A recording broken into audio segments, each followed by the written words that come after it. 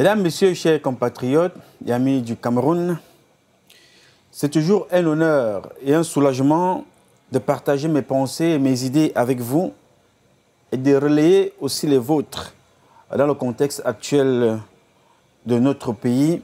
Chacun est impatient, chaque matin il se réveille se posant la question de savoir qu'est-ce qui va encore se passer. Chacun est impatient de savoir ce qui se passera à tout moment dans notre pays. Parce que ça va mal, ce n'est pas à moi de vous le dire, ce n'est pas un secret, vous le connaissez tous. Mais dans cette situation, nous avons tous besoin de l'action et non de la congosatisation.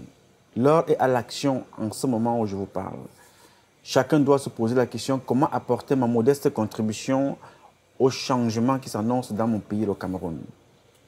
Donc, c'est pour cela que je suis toujours fier de partager avec vous, parce que c'est une richesse, de prendre ce que vous avez et de partager ce que j'ai, afin qu'ensemble, qu'on essaye de composer avec ça pour en produire quelque chose de positif. Donc, nous avons besoin d'un ensemble. Il y a quelqu'un qui disait que la masse ne pense pas, la masse suit. On n'a pas besoin des gens qui vont venir raconter la vie tout le temps. Nous avons besoin de ceux qui pensent dans l'action. Parce que c'est un petit groupe de personnes qui changent les choses dans cette société. La masse, vous connaissez son rôle. Le groupe, vous connaissez aussi le sien. Donc, j'aurais besoin de vous, pas forcément dans le CCT, chacun là où il se trouve pour apporter sa modeste contribution. Par la même occasion, je veux saluer ici nos compatriotes qui sont toujours au nord du Cameroun, en train de se battre contre un double terrorisme, c'est-à-dire le terrorisme étatique de Paul Barthélemy Biabim-Vondo et son gouvernement, et le terrorisme de Boko Haram, constitué aussi des mêmes, c'est-à-dire les responsables camerounais. Donc, je salue nos militaires qui sont au front. Je suis de tout cœur avec les familles des victimes, ceux qui ont perdu un mari, une épouse, les parents qui ont perdu un fils, les amis qui ont perdu un ami, les voisins qui ont perdu un voisin. C'est ensemble que nous allons remonter cette pente. J'aime dire cette phrase, mais elle est difficile. Il y a beaucoup d'entre nous qui vont encore mourir. Il y a d'autres qui sont morts hier dans les hôpitaux, dans les rues et les routes du Cameroun. Beaucoup tomberont encore lors de cette lutte que nous menons, chacun à son niveau. Mais ceux qui resteront vengeront ceux qui sont morts. Je ne vais pas, je ne me fatiguerai jamais de vous citer que Charles Aktebe Yene, Bibi Ngota, Jules Koumkoum, Pius Ndiaoué, Pius Soutou et tout le reste sont tombés. Pour les mêmes choses que nous disons aujourd'hui. C'est pour cela que nous allons continuer la lutte. Ce n'est pas la vitesse, c'est la résistance. Mais je ne veux pas utiliser la phrase de quelqu'un qui disait toujours « nous sommes au bout du tunnel ». Mais je peux tout simplement vous faire comprendre que la victoire est proche, celle de la libération. Continuons tout simplement à nous battre dans l'action. Alors mes chers compatriotes, avant de dérouler cette émission, je vais vous raconter une petite histoire, non, pas petite en tant que telle, une histoire, un phénomène même. Cette histoire est tragique et douloureuse. Depuis que l'Afrique existe, ce phénomène existe aussi. Une seule histoire qui se répète chaque fois dans notre continent. La seule chose qu'elle change dans son rituel, c'est le pays. Elle change de pays tout le temps. Cette histoire qui nous suit, qui nous pourchasse, qui nous habite même. Elle fait partie maintenant de nos mœurs. Quand elle n'est pas là, beaucoup d'entre nous s'ennuient. Pourtant, elle est tragique. À chaque fois que ce phénomène se manifeste dans un pays, c'est les citoyens de ce pays-là qui meurent en masse, en milliers, parce qu'ils s'entretuent entre eux. Mais pour avoir vu, avoir lu et avoir vécu ce phénomène dans certains pays d'Afrique, y compris dans mon propre pays, le Cameroun, je ne souhaite pas que cela se répète une énième fois dans mon pays. Parce que les conséquences de ce phénomène sont graves, irréversibles. Même le temps qui passe n'efface pas et n'effacera jamais les stigmates et les séquelles. C'est pour ça que je ne veux pas que ce phénomène se répète une fois de plus dans mon pays, le Cameroun. Mais les ingrédients, les signes annonciateurs se manifestent autour de nous chaque jour. Nous réunissons tous les ingrédients autour de nous pour que ce phénomène-là se manifeste dans notre pays. Et si nous ne faisons rien pour l'en empêcher, ce serait un chaos inévitable. Un chaos inévitable. Je n'ai pas envie que ça se passe dans mon pays, le Cameroun, parce que je sais. Faisons tout pour en empêcher, car la solution se trouve en chacun d'entre nous. Il suffit tout simplement de l'appliquer et nous vaincrons ce phénomène. Mais si nous nous laissons emporter par l'émotion, par l'ambition, nous allons encore enterrer en masse. Une fois de plus, nous entrerons dans l'histoire du mauvais côté. Que chacun réfléchisse. À bon entendeur, salut. Je vais vous parler ici, aujourd'hui, une fois de plus, de l'un de nos compatriotes connus et reconnus dans notre pays et à l'international même.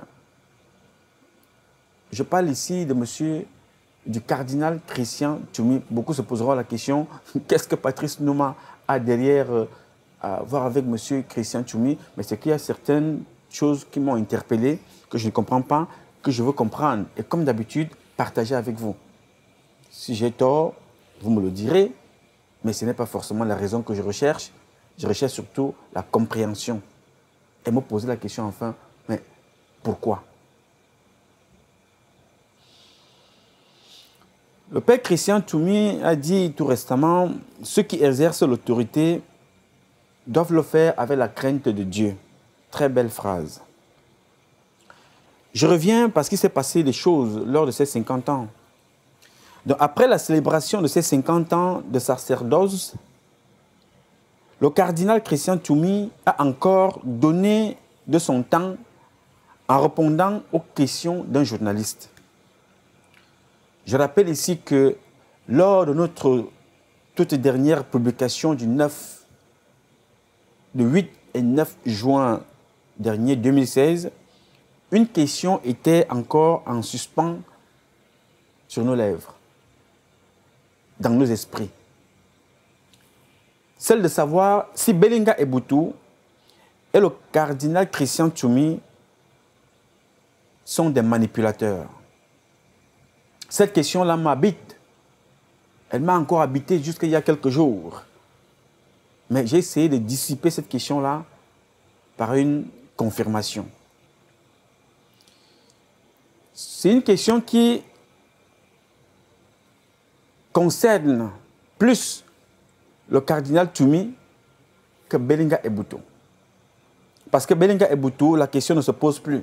C'est connu de tous qu'il est l'incarnation de la manipulation dans notre pays et même à l'international. Mais aujourd'hui, avec une énième sortie du cardinal Christian Tchoumi, nous avons la confirmation que le cardinal Christian Tchoumi est un manipulateur.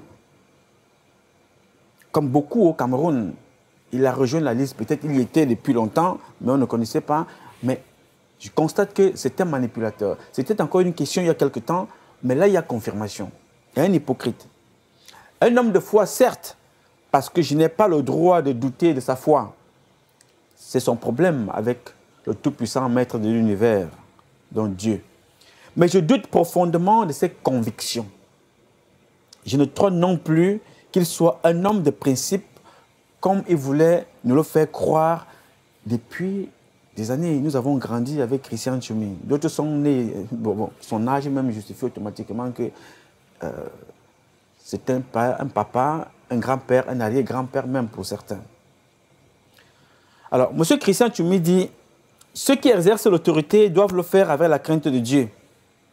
A-t-il lui-même agi avec la crainte de Dieu? Chacun appréciera à la fin de cette émission, de cette publication que vous écoutez avec moi maintenant. Alors, Christian Tchoumi, le cardinal, est parmi les Camerounais qui n'ont pas perdu leur temps en allant à l'école. Il est diplômé, sorti des grandes écoles et dispose aussi un nombre impressionnant de distinctions religieuses, sans oublier les distinctions honorifiques.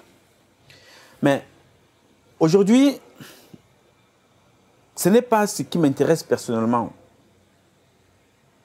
Ce qui m'intéresse, c'est ce qui va suivre.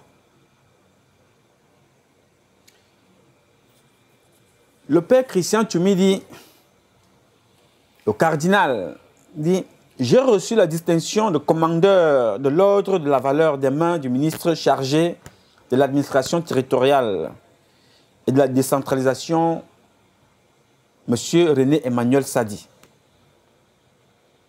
Il me l'a remis au nom du président de la République et en vertu des pouvoirs qui lui sont conférés. On m'a surpris par cette distinction le samedi 4 juin 2016 lors de la messe pontificale qui a été organisée par l'archevêque de Douala. Ces prêtres et les fidèles de l'archidiocèse de Douala, c'était à l'occasion de mes 50 ans de sacerdoce sur l'esplanade de la cathédrale Saint-Pierre et Paul de Bonadibon à Douala. C'est vers la fin de la messe que j'observe que le ministre chargé de l'administration territoriale et de l'administration, René Emmanuel Sadi, se dirige vers le micro et on m'invite à le rejoindre. Je crois que les gendarmes savaient ce qui allait se passer, notamment nos décorations. Voilà notre parent qu'on va décorer. Quand on sait très bien qu'il y a le protocole partout, il y a le programme dans chaque document qu'on remet à tout le monde. C'est-à-dire que voilà, on vient décorer notre père. Bon, c'est une surprise pour lui, il n'est pas au courant. Bon, c'est normal. Il n'est pas au courant. Hein. C'est-à-dire que c'est une grande manifestation. On va décorer. C'est-à-dire le chauffeur est au courant, le gardien est au courant, les gendarmes sont au courant, tout le monde est informé au Cameroun, sauf lui. C'est une surprise. OK. Vous le concept, c'est une surprise. Tout le monde connaissait ce qui allait se passer. Une décoration. Il poursuit en disant, je remercie le chef de l'État. Cette distinction signifie pour moi une reconnaissance de l'importance des valeurs spirituelles pour la formation de l'homme camerounais. Une reconnaissance pour ce que j'ai fait au Cameroun. Je n'ai fait que mon travail spirituel. C'est tout ce que nous attendons, le travail spirituel. Et sur ce, moi, je suis l'un des fils de la République qui serre les talons et vous dit chapeau. Après, dans ce récit du cardinal Christian Tchoumi, le journaliste lui pose la question.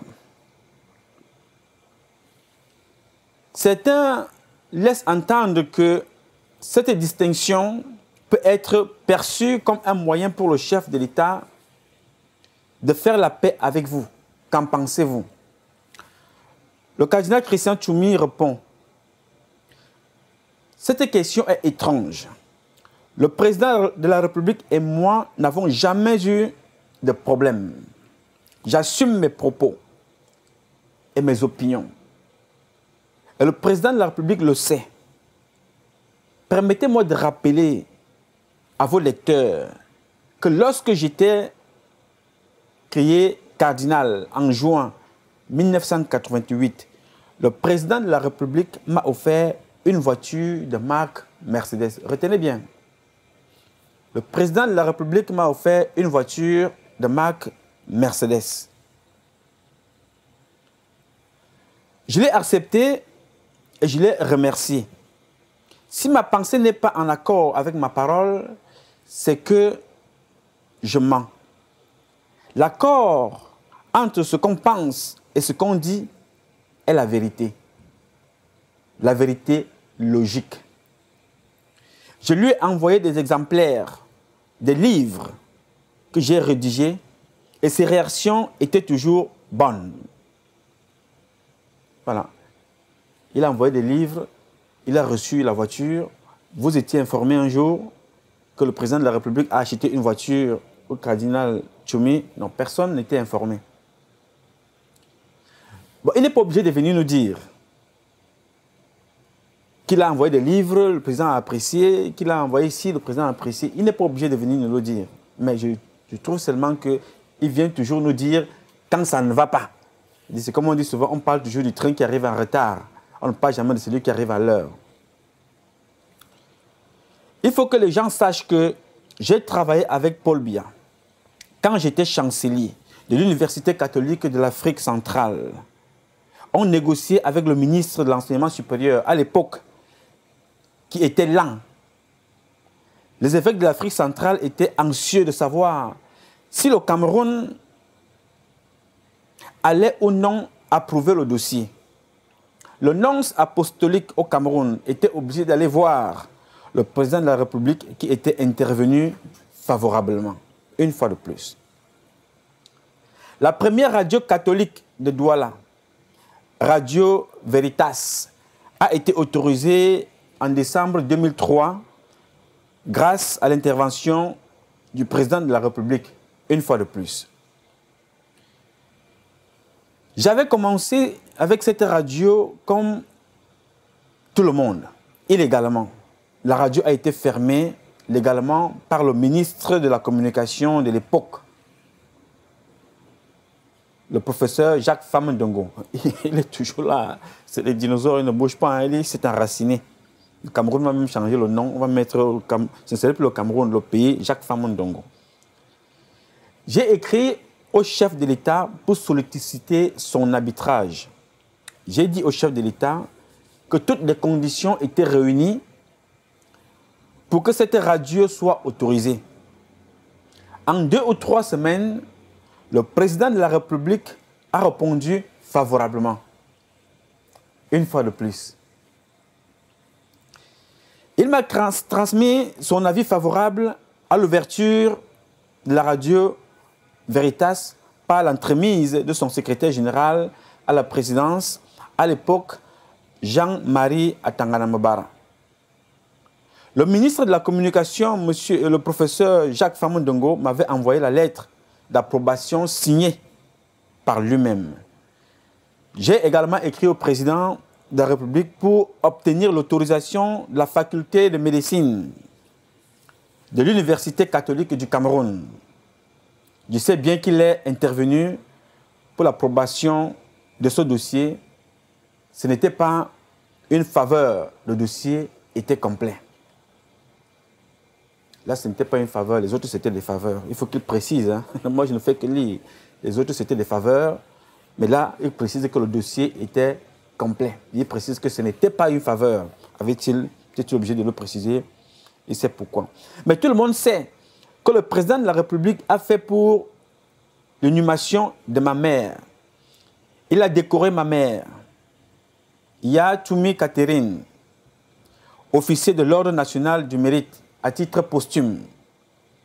Il a aussi fait un don financier pour l'accueil personnel, pour l'accueil des personnes qui sont venues à Kombo pour les obsèques de ma mère le samedi 27 juin 2015 au cimetière de la cathédrale Sainte-Thérèse de Kombo. Et pour terminer, tout le monde sait ce que le président de la République a fait pour l'anniversaire de mes 50 ans de sacerdoce. Tout cela ne montre pas que nous sommes des ennemis. J'ai déjà dit ce que je pensais sur ce sujet. Et c'était mon opinion. J'ai le droit de dire ce que je pense. en ce qui concerne la vie politique de notre pays. Après tout, je suis parmi les anciens de ce pays. J'avais 30 ans à l'indépendance. Ma position est connue de tout le monde. Concernant la candidature du chef de l'État, ce que j'ai dit était clair. Et je dis que si j'étais Paul Biya, je ne me présenterais plus, malgré l'appel de quelques membres de mon parti. Car à partir de 80 ans, on est affaibli physiquement et intellectuellement. On ne peut pas empêcher les militants et sympathisants d'un parti politique de proposer un candidat à l'élection présidentielle. Les militants du Rassemblement démocratique du peuple camerounais, le RDPC, sont libres de proposer Paul Biya comme candidat de leur parti à l'élection présidentielle. Et si les Camerounais, en majorité, décident démocratiquement, c'est-à-dire par une élection libre, régulière, sincère et transparente, même s'il a 100 ans, ce n'est pas un problème pour moi. Qui suis-je pour dire le contraire? Même si je dis quelque chose contre, ce serait mon opinion et une voix dans le désert parce que le pouvoir souverain a parlé. Question de journaliste. Beaucoup de fidèles ont un pied à l'église, d'autres le marabout. Pourquoi les chrétiens ont-ils des difficultés à suivre le Christ comme le chemin, la vérité et la vie? Si beaucoup de fidèles ont un pied à l'église et un autre chez le marabout, c'est parce que le chrétien manque de foi. Si on a la foi en Dieu Tout-Puissant, on n'écoute plus ailleurs. Ce n'est que Dieu qui comble tous les désirs de l'homme. Si on ne croit pas en Dieu, on ne peut pas obtenir de lui ce qu'on demande. La foi est un don de Dieu. C'est pourquoi nous devons adresser cette petite phrase à Dieu. Seigneur, augmente ma foi. Qu'est-ce qui vous occupe aujourd'hui? Demande le journaliste. En dehors de quelques visites pastorales, nous passons beaucoup de temps à la prière personnelle, à la prière pour notre pays et à la prière pour ceux qui nous gouvernent et pour les gouverner. Nous prions pour tout le monde. Toute autorité vient de Dieu. Ceux qui exercent l'autorité doivent le faire avec la crainte de Dieu parce qu'ils vont en rendre compte. C'est une responsabilité que Dieu leur a confiée. La peur de Dieu est le commencement de la sagesse. C'est la peur d'un enfant pour son père qui l'aime. J'ai passé plus d'années comme évêque. À chaque messe, les fidèles prient pour leur évêque. Le peuple de Dieu prie pour son pasteur. Le cardinal dit que à chaque messe, les fidèles prient pour leur évêque. Le peuple de Dieu prie pour son pasteur. Ils n'ont fait que ça. Nous faisons que ça tous les jours et nos parents. Et qu'est-ce que le peuple de Dieu reçoit du pasteur ou de l'évêque ou du prêtre? Ce peuple donne tellement tout à ces hommes de l'Église, prêtres, pasteurs, évêques et d'autres, qu'à la fin, ils finissent par prendre leur vie. Les prêtres violent les enfants au Cameroun. Le cardinal ne dit rien.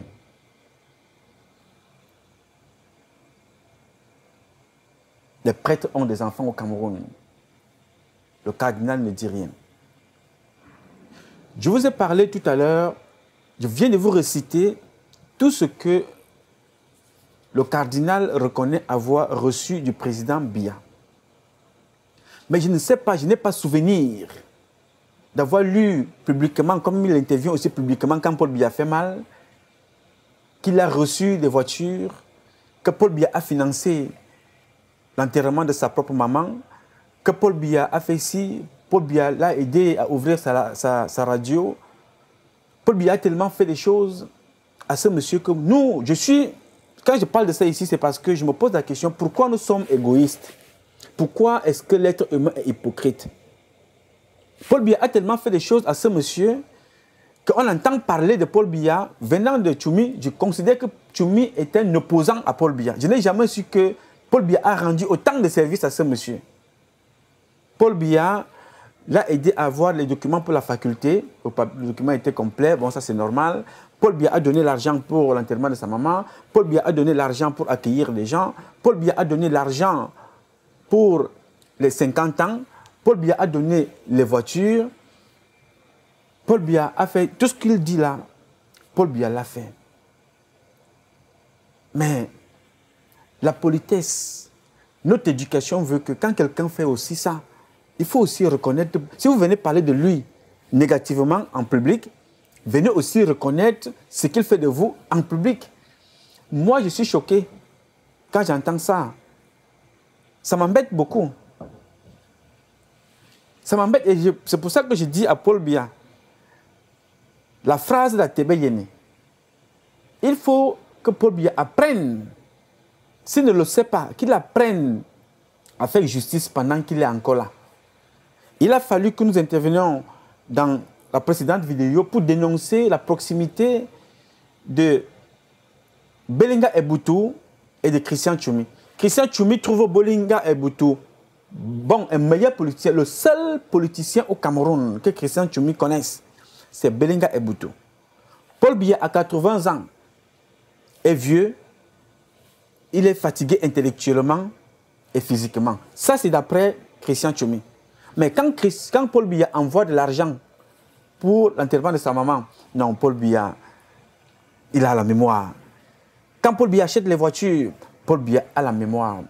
Quand Paul Biya envoie qu'on aille l'honorer comme on l'a fait là, non, Paul Biya a la mémoire. Mais quand on parle de Paul Biya qui doit se représenter, non, non, non, non, non, non, non, non, attention. Paul Biya, écoutez, Paul Biya, il est vieux.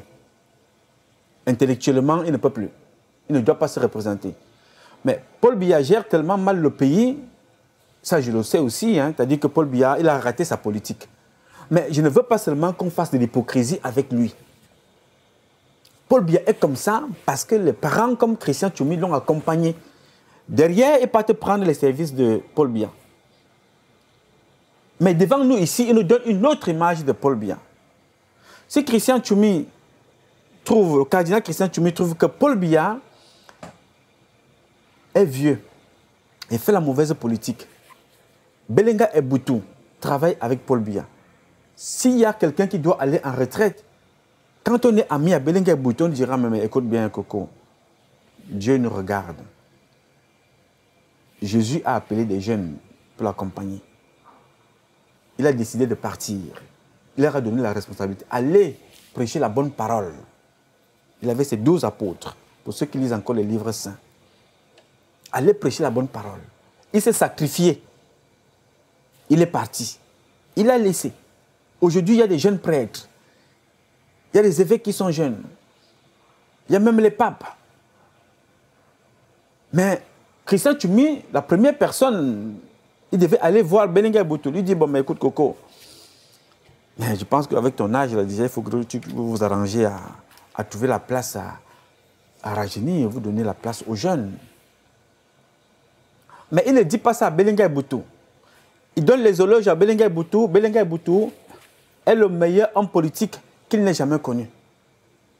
Qui agit avec la crainte de Dieu au Cameroun. Belinga Eboutou est polygame, hein? Christian Tchoumi le sait.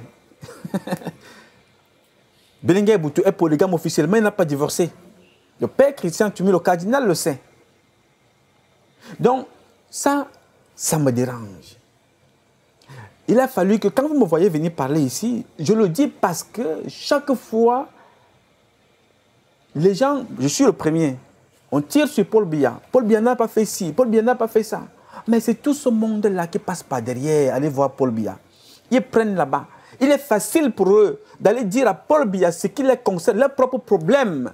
Mais il est difficile d'aller aussi voir Paul Biya pour lui faire comprendre que, mais, Monsieur le Président, il y a tel problème qui concerne la société. Voici la proposition qu'on vous fait. La même façon dont vous avez la possibilité d'aller voir Biyabi Mvondo, lui dire, bon voilà, Excellence, j'ai tel problème personnel. Vous attendez une solution. Vous attendez qu'il vous apporte une aide. Vous attendez qu'il vous apporte sa contribution. Il le fait.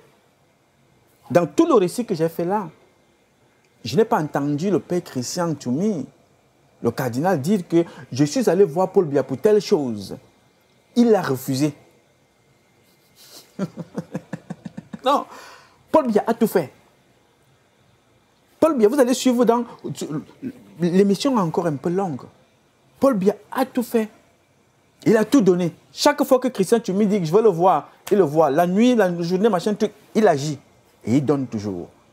Mais pourquoi tu viens en public nous dire ce que tu n'aimes pas de Paul Biya? Tu as raison, comme tu dis, tu es un enfant de la République. Mais pourquoi ne viens pas aussi nous dire en public ce que Paul Biya t'apporte?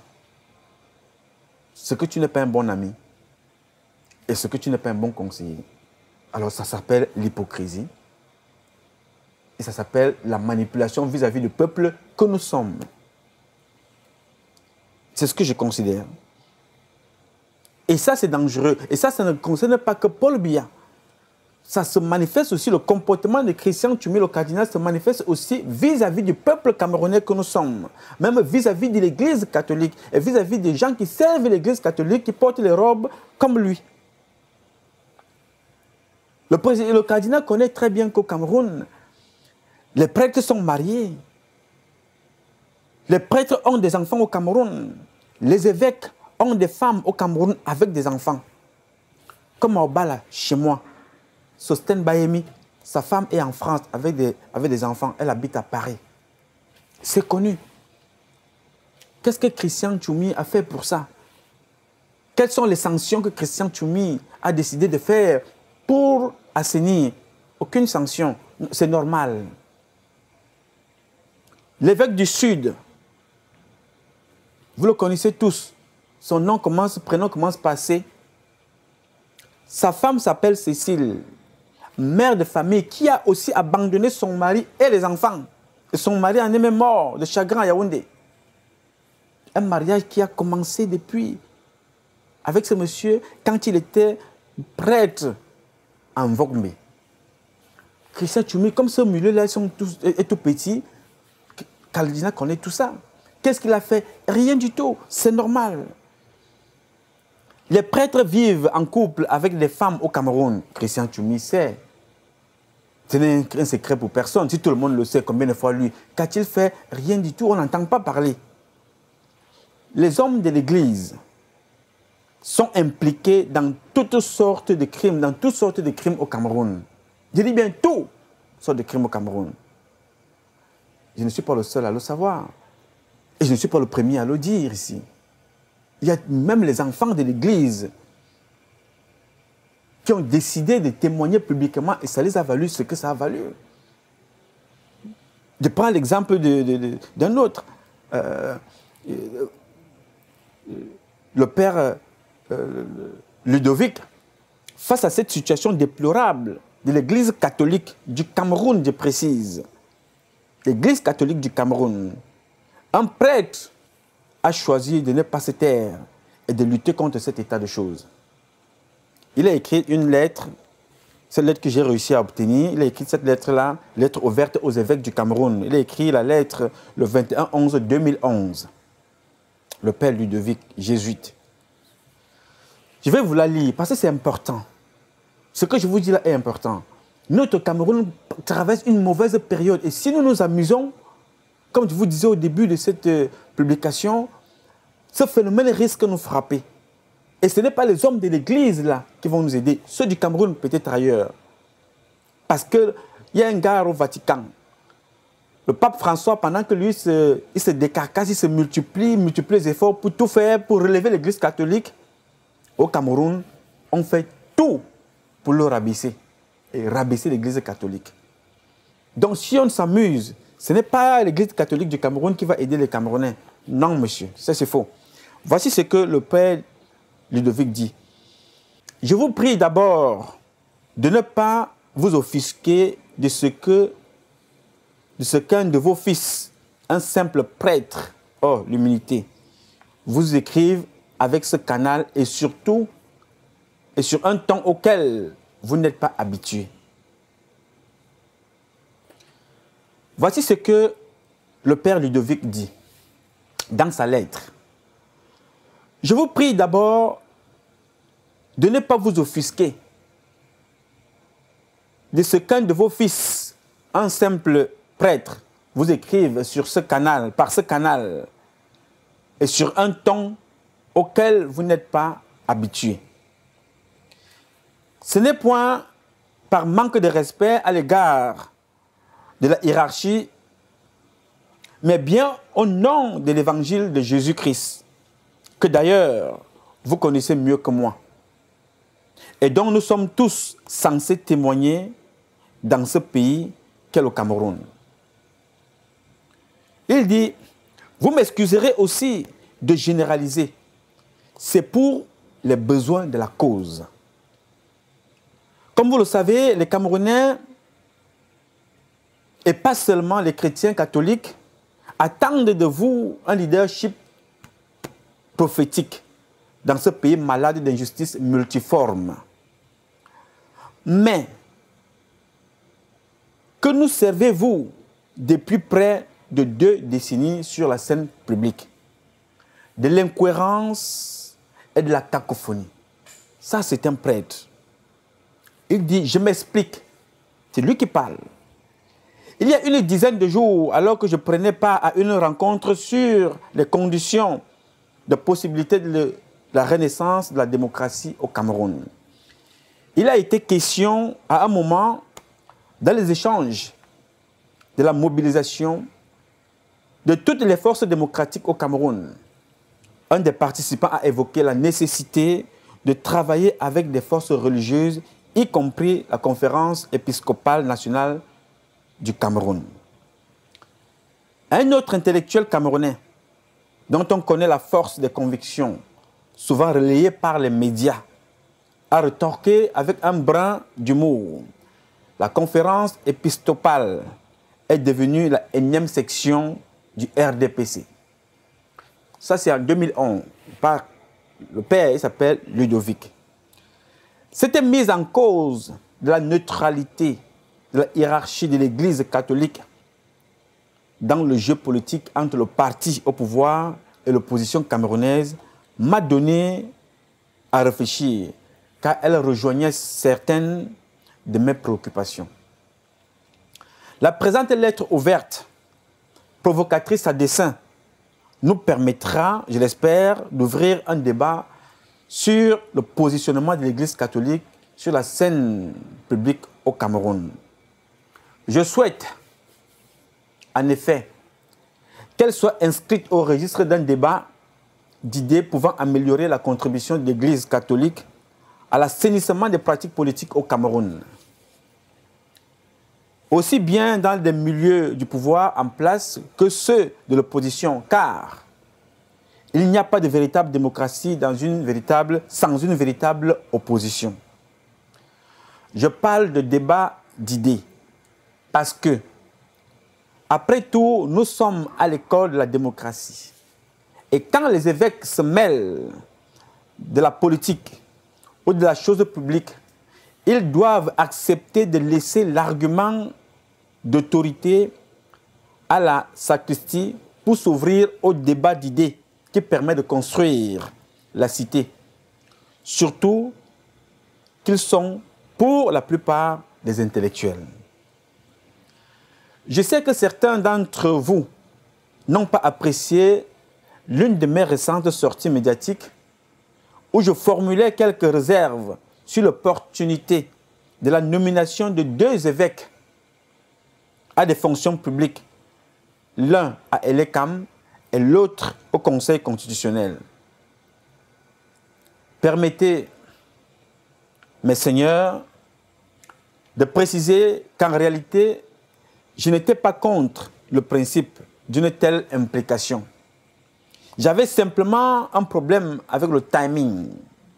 Pendant 7 ans, vous avez observé comme moi le parti État utiliser les voies légales pour faire reculer notre jeune démocratie. Ça, c'est un père de l'Église, ça, c'est un prêtre de l'Église catholique, jésuite. Je reprends cette phrase-là parce qu'elle est importante pour vous. J'avais simplement un problème avec le timing. Pendant 7 ans, vous avez observé, comme moi, le parti État utiliser les moyens légaux pour faire reculer notre jeune démocratie. Comme corps, vous n'avez jamais dit un seul mot publiquement pour soutenir l'opposition, certes morbide, et la société civile qui s'évertuait à demander un système électoral plus équitable, notamment le scrutin à 2 tours ainsi que le bulletin unique. Ce garçon-là, il est en train de parler une fois de plus de l'individualisme, où ces gens-là ne s'occupent pas de tout ça. Ils regardent que leur intérêt personnel. Ils ne regardent même pas l'intérêt du peuple. Il disait ça hier, moi je le dis aujourd'hui. En fait, nous avons le même constat. Et vous aussi, puisque nous vivons ça tous les jours. Vous avez préféré garder le silence. Comme toujours, il viendra nous dire, après, quand c'est ses intérêts, il viendra nous raconter. Vous avez préféré garder le silence pour ne pas gêner le régime en place où certains d'entre vous ont des précieuses et généreuses relations. Vous auriez pu vous taire sur toute la ligne, que l'on vous aurait reproché seulement l'indifférence. Mais vos récentes sorties, donc il sort déjà comme ça depuis, ce n'est pas la première fois. Ce n'est pas la première fois, comme le dit le père Ludovic, mais vos récentes sorties médiatiques ont prouvé qu'il s'agissait bien d'un silence très éloquent. Que nous dit-il, ce silence stratégique? Notez bien que c'est à 2 mois d'une élection visiblement mal préparée que vous adressez une lettre pastorale aux Camerounais, où vous les invitez à s'inscrire sur des listes électorales et à aller voter sans jamais poser véritablement le problème de l'inéquité et du système électoral en vigueur. Vous faites, certes, des recommandations allant dans le sens du progrès de la démocratie, mais trop tard. Par ailleurs, vous n'avez pas manqué de reprendre en refrain le discours de campagne du parti au pouvoir sur la paix, lequel était devenu un véritable chantage. La paix à tout prix. Oui, la paix, même au prix de la démocratie. Et pourtant, le magistère social de l'Église catholique que nous avons tous étudié nous rappelle qu'il n'y a pas de véritable paix sans justice. Vous savez, je suis toujours admiratif de mes compatriotes intellectuels qui écrivent le français. C'est-à-dire que je suis content de lire un compatriote qui écrit le français comme ça. C'est une fierté de toutes celles de ceux qui sont allés de l'autre côté. Je reprends cette phrase-là parce que je l'aime bien. Il dit, et pourtant, le magistère social de l'Église catholique que nous avons tous étudié nous rappelle qu'il n'y a pas de véritable paix sans justice. Si vous voulez vraiment une paix durable au Cameroun, engagez-vous pour la justice et payez-en le prix. Le Maître nous a dit, heureux les persécutés pour la justice, le royaume des cieux est à eux. MT 5, 10. Le Maître nous dit, heureux les persécutés pour la justice, le royaume des cieux est à eux. MT 5, 10. Fermez les parenthèses. Après la publication de cette lettre qui interpellait toute l'Église catholique, cette lettre du père Ludovic, après sa publication, Martin Belinga Eboutou, à travers Tonien Bakot, un autre dinosaure du mal, à travers lui, Belinga Eboutou a exigé le départ du père Ludovic. Il dit non, je ne veux plus entendre parler de ce monsieur-là. Et vous savez, quand on parle de Belinga Eboutou, on parle du cabinet civil, là où il y a l'argent. Alors quand il vous appelle, il vous dit ça, ça s'accompagne. Et tout de suite, il faut s'exécuter. Et qui est Tonien Bakot? Un autre gangster de l'église catholique. Écoutez bien. Gangster, commerçant, tout, il était là-dedans. Écoutez déjà ce qui se disait à l'époque, il y a encore quelques années, hein, pas par moi, par l'un de nos compatriotes, Charles Atebe-Yeni. Écoutez. Vous savez que le monseigneur Tonien Bakot a décidé de renoncer à sa charge il y a 2 jours. Vous l'avez appris, certainement comme tout le monde. Vous êtes surpris? Non, pas du tout. Pas du tout. Le mot que moi je voudrais utiliser, c'est que monseigneur Tonien Bakot a craqué. La presse n'a pas suffisamment dit ça, mais moi je pense que c'est ça le problème. Monseigneur Tonien Bakot a craqué parce que il était harcelé. Il était harcelé par beaucoup de choses. Vous savez, c'est un très grand prélat. Même ses ennemis s'accordent à reconnaître que ce monsieur était dense. Il était pertinent, il était bien formé, beaucoup de personnalités, 2 doctorats, beaucoup d'autres formations. Et il a mené des combats d'un homme de, comment je vais appeler, d'un homme sérieux, d'un homme d'une autorité morale. Parce que c'est l'un des évêques au Cameroun, archevêques si vous voulez, qui se sont engagés à dénoncer l'homosexualité, à combattre l'homosexualité. Et donc, vous savez, quand vous attaquez à l'homosexualité, il faut savoir que les lobbies homosexuels sont presque partout jusqu'au Vatican. Vous pensez que c'est eux qui l'ont poussé à la démission? Entre autres choses. Vous pensez? Et que, je vous dis entre autres choses, c'est pas la seule chose, mais ça ne peut pas être tout à fait tolérant zéro par rapport à ça. Il faut également dire que à Yaoundé, les fidèles de l'église catholique qui est à Yaoundé souhaitent avoir un Béti comme évêque à Yaoundé. Ah bon? Bien sûr. Vous pensez qu'eux aussi l'ont poussé, ont Mais écrit écoutez, au Vatican? je vous explique des choses. Monseigneur Jean Zoua arrive là en 1962. Et va rester jusqu'à sa mort, 98-99. Et donc, quand Monseigneur Wouki, André, doit remplacer Monseigneur Zoua, ça n'a pas été facile. Vous avez vu l'accueil, c'est pas évident. Les gens s'exprimaient, les autorités bêtises de la ville de Yaoundé n'ont pas facilement accueilli Wouki. Wouki est parti, Tonien Bakot est arrivé. Donc, c'était pas évident. C'est pas évident. Même si la région du centre contient l'ethnie de Tonien Bakot Bassa, vous savez qu'il est du Yon-Ekele, c'est un département de la région du centre. Les gens ont accepté, mais difficilement. Et puis maintenant, il a passé 10 ans et les problèmes, la manipulation, etc. Et vous savez que depuis que Monseigneur André Wouki n'est pas cardinal, le Cameroun n'a pas de cardinal. Et donc, il y a des tractations au sein du clergé pour voir clair. Chacun veut se positionner au niveau des évêques. J'ai eu une discussion avec les prêtres, on a discuté.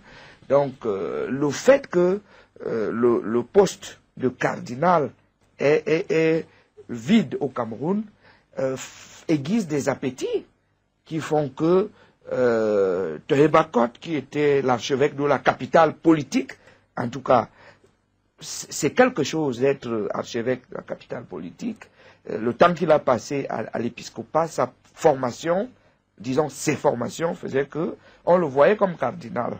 Donc il y a eu des lobbies également qui se sont battus, qui se battent pour que lui, Tonien Bakot, ne soit pas nommé à ce poste.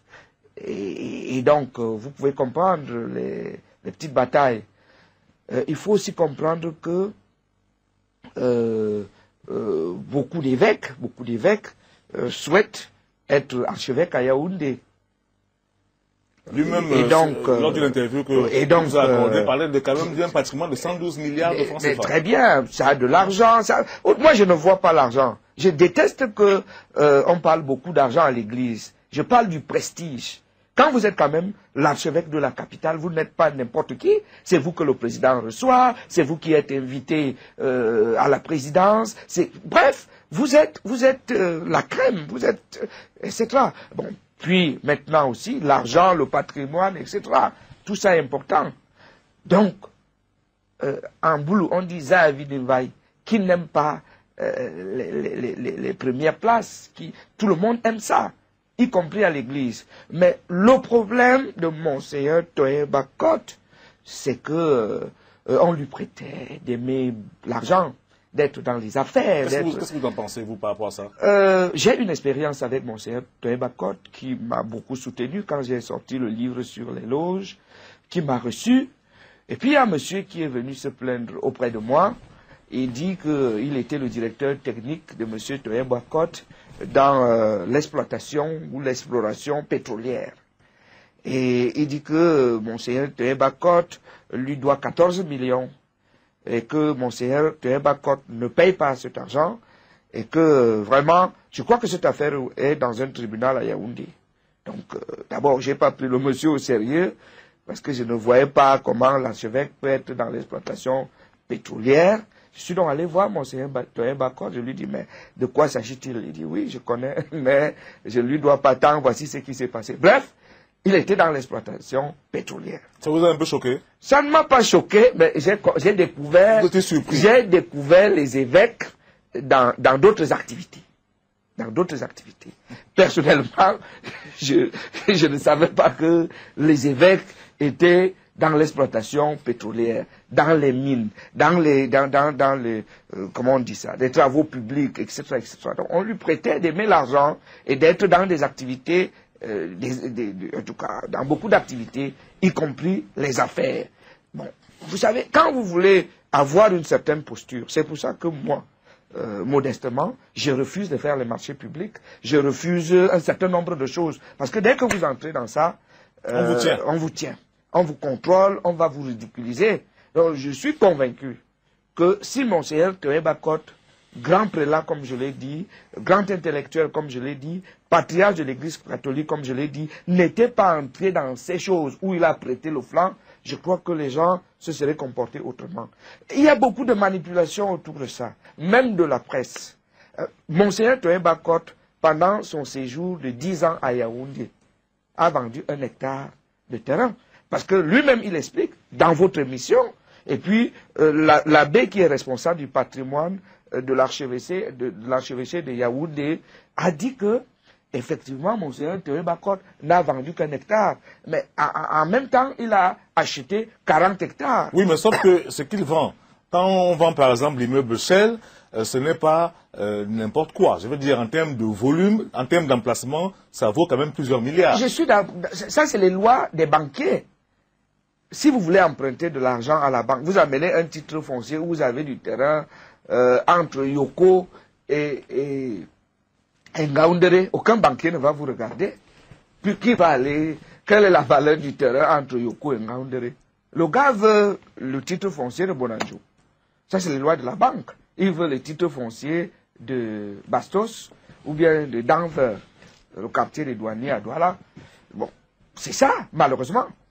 Donc, je ne justifie pas, mais j'explique. Quand vous allez chez le banquier veut ce qui a de la valeur pour qu'il te donne son argent. Si tu ne rembourses pas. Voilà. Vous avez compris, vous avez écouté. Voilà les comportements d'un responsable de l'Église catholique, Toye Bakot. Toye Bakot a hypothéqué la cathédrale Notre-Dame de Victoire de Yaoundé, construite par Fouda André, ancien délégué du gouvernement. La cathédrale Notre-Dame de Victoire de Yaoundé. Ce monsieur se lève comme ça. Si tu n'es pas habité par l'esprit malin, je ne sais pas d'où vient un tel courage. Tu vas hypothéquer toute une cathédrale, Notre-Dame des Victoires de Yaoundé, construite par Fouda André, ancien délégué du gouvernement. Et le même Tonyen Bakot a aussi réussi à aller hypothéquer la basilique Marie-Reine des Apôtres, en Volier, construite par Monseigneur archevêque Jean Zoua, de regretter mémoire. Chef-d'œuvre. Le Vatican, par le biais du pape Jean-Paul II, a désigné cette basilique comme étant la 22e basilique du monde. Et Tonyen Bakot, habité par l'esprit du malin, du mal, vient hypothéquer un lieu aussi précieux et sacré. A-t-il agi avec la crainte de Dieu? À mon avis, non. Mais le père, le cardinal, Christian Tchoumi est au courant. Qu'a-t-il fait? Parce qu'on ne décide pas d'aller hypothéquer comme ça un matin, tout le monde le connaît que ça, il a voulu hypothéquer. Mais c'est un processus. Il était au courant. Qu'a-t-il fait? Était-il complice? C'est Dieu seul qui le sait. A-t-il agi avec la crainte de Dieu? À mon avis, non. Quelqu'un qui craint Dieu n'agirait pas comme ça, mes chers compatriotes. Quelqu'un qui respecte Dieu n'agirait pas comme ça. Ce n'est pas possible. On ne peut pas se lever un matin, se lever comme ça et se dire, bon voilà, je m'en vais hypothéquer les lieux sacrés de l'Église catholique. Tu te lèves comme ça, tu as dit, ouais, bon, c'est comme si tu dis, voilà, cette cafétéria, si j'ai besoin d'argent, il faut bien que je vais hypothéquer ça. Non, monsieur. Dans tout ça, Christian Tchoumi est informé et laisse faire. Tout ce qui s'intéresse, Christian Tchoumi, c'est Paul Biya. Il est derrière les fesses de Paul Biya. Il tourne comme ça, Paul Biya. Mais pas derrière, il va voir Paul Biya quand il a des problèmes. Publiquement, il vient, il assomme. Derrière, il va demander des services à Paul Biya. Paul Biya les lui donne. Ou Paul Biya a peur des gens. Je ne sais pas aussi comme Paul Biya agit comme un moumou. Il est là comme ça, là, comme un enfant à l'école que tout le monde vient tabasser. Dès que tu as un bon pain, ton pain est chargé, la maman s'occupe bien de toi à la maison, on te donne ton pain, les enfants arrachent, ils viennent te taper même encore avec ton propre pain que tu leur donnes. C'est comme ça que Paul Biya agit. Moi, je ne comprends pas. Paul Biya doit partir, il est vieux, il a 80 ans, il ne réfléchit pas bien. C'est toujours ça, la chanson. Ou alors, comme il sait qu'il a un aura, quand il commence à dire comme ça, c'est pour attirer l'attention de Biya. Pas derrière, il va demander un service. Ou c'est une forme de chantage. Quand tu viens, tu parles publiquement, et pas derrière, tu vas... Et j'ai constaté ça même avec certains hommes politiques, activistes et tout ça. Ils viennent faire le bruit pour attirer l'attention, et pas derrière, pas te voir, demander non, il faut, non. Vous avez beaucoup dit, bon, mais c'est bon, ce que vous avez dit, ça va arrêter. Tenez ça. Vous les fermez. Il y a d'autres qui sont en Europe, les mille à sauter. C'est comme ça. On vend son âme, sa conscience, on vend ses convictions. Ils sont au Cameroun, les John Fundi. Ils sont dans l'église catholique, les Christian Tchoumi, les Bakot. Ils ne sont pas objectifs. Ils ont vendu leur âme. Quand ils donnent de l'argent pour s'occuper de l'enterrement, non, mais c'est normal. Paul Biya est bon. Paul Biya est courageux. Paul Biya est intellectuel en ce moment-là. À 80 ans, Paul Biya a encore un esprit frais. Parce qu'il donne de l'argent. Quand on se lève comme ça, Paul Biya donne. On n'est pas content, on veut quelque chose, on va voir Paul Biya, il donne. Mais on ne se lève pas. Christian Tchoumi, c'est ça qui m'énerve. Vous allez me poser la question que, bon, Patrice Nouma, qu'est-ce qui ne va même pas avec Christian Tchoumi? C'est parce que, le temps passant, j'ai vu le jeu de Belinga Eboutou. J'ai vu le jeu de certains ministres au Cameroun. Je me suis dit, mais pourquoi ces gens sont tellement... que personne ne dit la vérité à Biabim Vondo. Mais par derrière, quand tu entends ce que les gens disent de Biya, quand ils sont avec leurs copines, je te dis que mais comment? Mais toi tu parles comme ça, tu es toujours dans le gouvernement. Il te dit que non, je ne peux pas scier sur la branche où je suis assis. Tu ne peux pas scier sur la branche où tu es assis. Bon, vaut mieux te taire, ferme là, ne dis rien. Meurs comme un serpent, tu ne dis rien. Même ici, chez nous, ne viens rien dire, reste là-bas. Ben, ne soyez pas avec Paul Biya. À vos ordres, Monsieur le Président. Excellent. Monsieur au repos. Monsieur le Président. Oui, Monsieur le Président. Oui, Monsieur le Président. C'est exactement ça, Monsieur le Président. Personne ne dit à Paul Biya que, Excellence, ceci n'est pas bien. Voici la vision que je donne. Voici ce que je propose. Voilà comment est-ce que les Camerounais pensent. Nous avons fait un sondage. La côte est mauvaise. Comment nous pouvons remonter? Personne ne dit ça. Devant Paul Biya, on est comme ça. On est comme ça. J'ai eu une réunion un jour avec, pour revenir, c'est une parenthèse, j'ai eu une réunion un jour avec un autre bandit qu'on appelle Atangandji. C'était à Washington, en 2014. J'ai écrit un courrier, comme Paul Biya, c'est un mesquin aussi, un petit mesquin de temps en temps, quand il veut. J'ai écrit un courrier au président de la République, en lui faisant comprendre que voici ce qu'il faut au Cameroun. Voici ce que les Camerounais pensent. Voilà comment nous pouvons adapter dans la sécurité. Je parle en tant que militaire. Quand on est dans les pays étrangers, on va voir comment ça se passe. On copie aussi, on amène de l'autre côté. J'ai fait des propositions et j'ai dit ce qu'il faut faire. Quand j'arrive ici, ils sont invités, le président est invité par Barack Obama. Il m'appelle. D'autres me disent non, on va te tuer. Comme non, tu vas mourir et tout ça. J'ai dit que moi, si c'est comme ça que Dieu a décidé que je vais mourir, les gars, je m'en vais là-bas. Je suis allé rencontrer Atangandji. Nous nous sommes assis. Nous avons parlé. Je n'étais pas seul. Il y avait d'autres personnes. Mais Atangandji, ce qu'il me demandait de faire, c'est d'abord de réécrire la lettre que j'ai envoyée à Paul Biya, où je demande que Atangandji, c'est un bandit. C'est quelqu'un qui ne peut pas vous aider. Il n'a jamais fait une formation de sécurité nulle part. Il n'a jamais été policier. Il n'a jamais été gendarme, pas militaire, même pas la sécurité civile. Ce monsieur ne mérite pas d'être là parce qu'il ne vous apporte rien. Si vous voulez le récompenser, bon, donnez-lui un autre poste. La sécurité d'un pays, c'est important. Atangandji me demande de changer cette lettre-là et de dire au président que non, lui, il est le seul ministre que quand il vient dans la diaspora, parmi tous les ministres, c'est le seul qui rencontre la diaspora.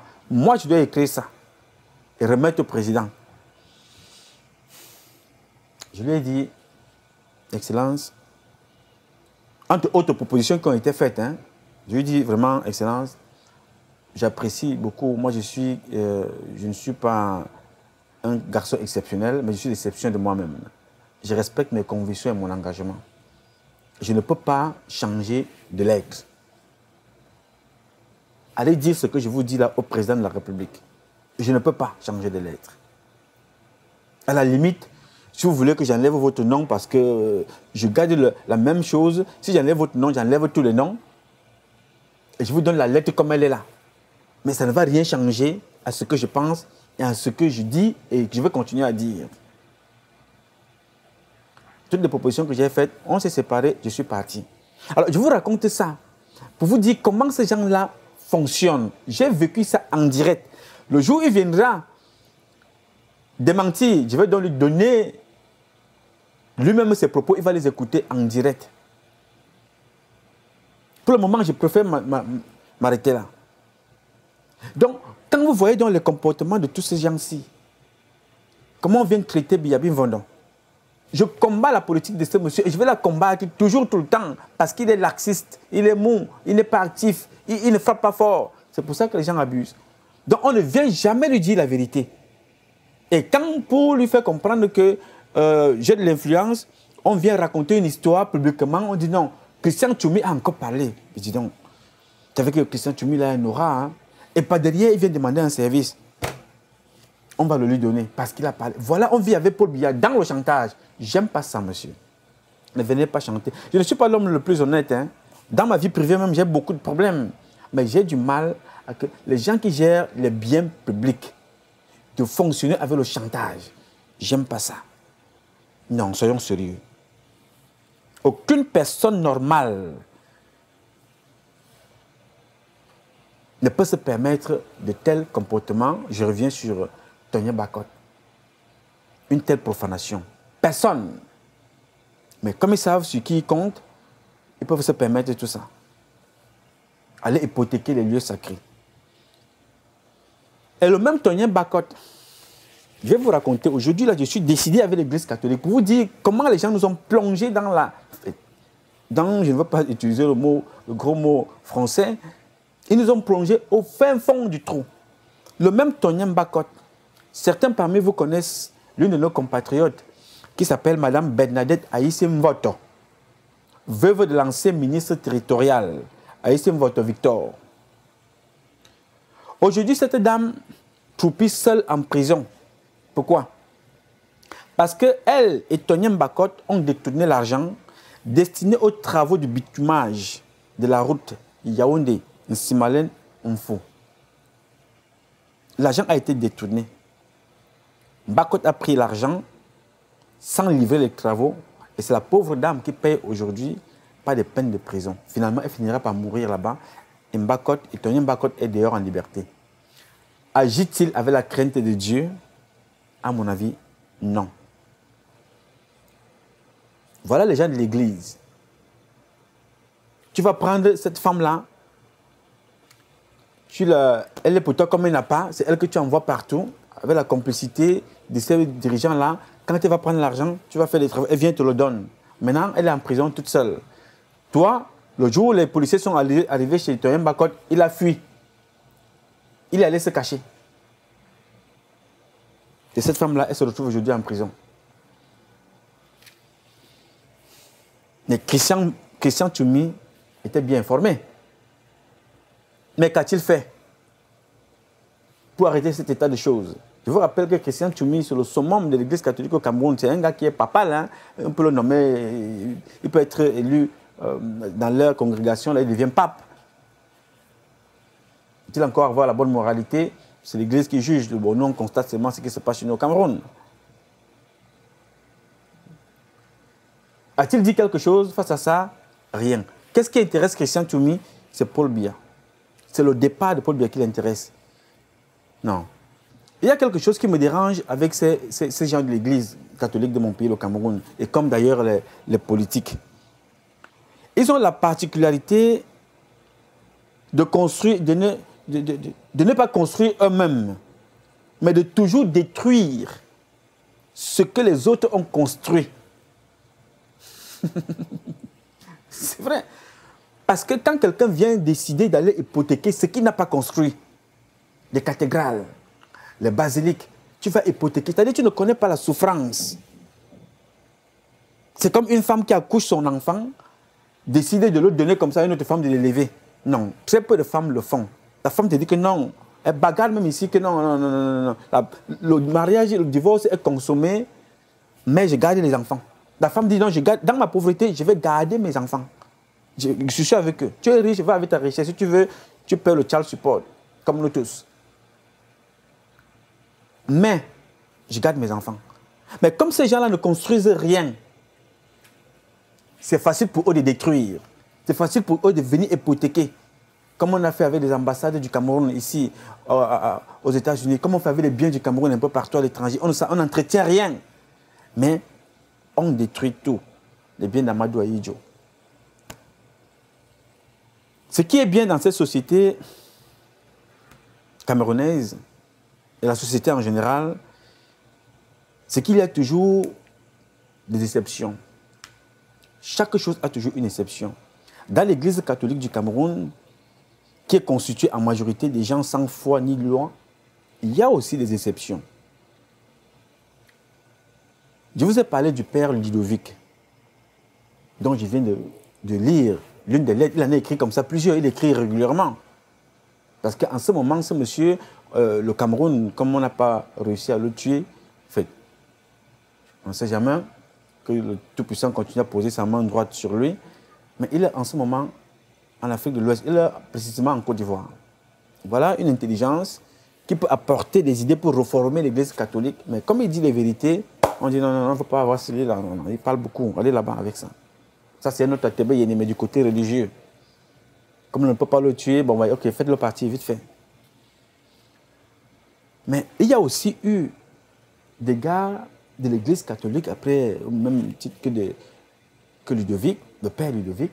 Il y a aussi eu l'abbé Lucien Agna Noah, qui appréciait moins et supportait mal les dérives de certains responsables de l'Église catholique du Cameroun. Donc un jour, l'abbé Lucien Agna Noah, excédé par les abus de certains membres de l'Église catholique du Cameroun, notamment les abus d'Adalbert N'Djana, il a décidé de se rendre au Vatican pour se plaindre des comportements de certains hommes de l'Église. Se rendre au Vatican afin d'attirer l'attention du pape sur toutes ces dérives. Alors, conscient des conséquences de ce voyage, M. Adalbert N'Djana, évêque, décide alors par tous les moyens d'empêcher ce voyage. Il sait qu'il ne peut pas empêcher, dire à Lucien, non, ne voyage pas. Il sait que Lucien ne va jamais accepter ça. Qu'est-ce que Adalbert N'Djana fait? Il fait appel à sa dernière carte. Sa dernière carte, c'est qui? Martin Belinga Eboutou. On l'appelle Terminator. Dracula. Belinga Eboutou invite alors le père Lucien Agna Noah aux États-Unis, ici, à New York. Ce sera, mes chers compatriotes, un voyage aller simple, sans retour. Ce serait un voyage sans retour. Lucien Agna Noah arrive ici. Il est mort le jour où il se préparait pour retourner au Cameroun. On le trouve mort dans sa chambre. Le gars n'était pas malade. Le gars il n'a fait rien. Poison. Il est mort. On l'a trouvé mort dans sa chambre, chez Belinga Eboutou, ici. Si c'était dans un pays développé, Martin Belinga Eboutou devrait être aujourd'hui en prison pour le nombre de crimes que ce monsieur-là a déjà commis. Et ce n'est pas la première personne qui meurt comme ça chez lui. Hein. C'est-à-dire que quelqu'un arrive et finit de manger avec Belinga. Il arrive chez lui à la maison, il meurt. Il arrive chez lui à la maison, il meurt. Le jeune Zibi, journaliste, il avait le magazine Indic. Il a fini de manger avec Belinga Eboutou. Il est parti, arrivé là-bas, chez lui, il est mort. Agna Noah, Lucien, c'est Belinga qui l'invite parce qu'ils ne veulent pas, comme ils sont dans une association avec les Mbargangele, les Adalbert N'Djana et tout ce monde-là, ils ne veulent donc pas que ce jeune prêtre-là, l'abbé, parte au Vatican avec les documents, dit au pape, voici ce qui se passe dans mon pays. Vraiment, faites quelque chose. Il faut le tuer. Et ils l'ont tué. Voilà. Christian Tchumi n'a rien fait. N'a pas cherché à comprendre. Même pas une enquête. Un être humain meurt comme ça, comme une poule. Personne ne se pose la question. Affaire classée, sans suite. On n'en parle plus. On prend le corps, on envoie au Cameroun, on enterre. On en parle, ça c'est fini. On n'en parle plus. Comment est-ce que vous voulez donc vivre dans une société comme ça? Vous allez faire confiance à qui? Vous allez à l'église, c'est un problème. Vous allez chez les hommes politiques qui sont là pour essayer d'améliorer vos conditions de vie, c'est un problème. Vous allez voir la justice, c'est un problème. Vous allez voir l'exécutif même, Paul Biya, c'est un autre problème. Alors, et vous voulez qu'on se taise? Vous voulez qu'on ferme la bouche, on croise les bras, on regarde? Non. Il y a ceux qui le font, qui ont choisi de se taire, de subir. Il y a ceux qui ont choisi de mourir debout. Je fais partie de ceux-là. C'est-à-dire, juste comme Charles Atebe Yeni, Bibi Ngota, Jules Koumkoum, Pius Ndjaoui, Pius Soutou. Nous allons encore beaucoup vont encore tomber. Mais il ne faut pas se taire. Il faut savoir dire la vérité pour aider les gens. Adalbert N'Djana,